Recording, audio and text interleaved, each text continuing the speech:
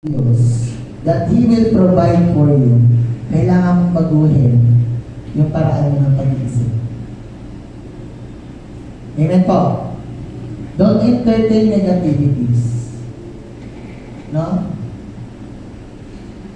Huwag niyo masyadong ini-entertain yung mga negativities niyo. Bagkos doon tayo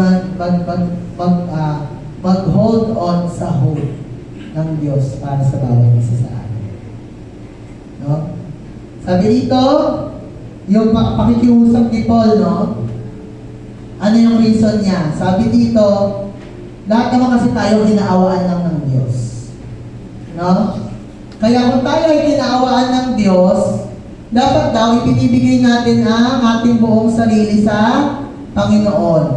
At ito ay sumasalamin dapat sa handog na buhay. Ayaw ng Panginoon ng patay. Ayaw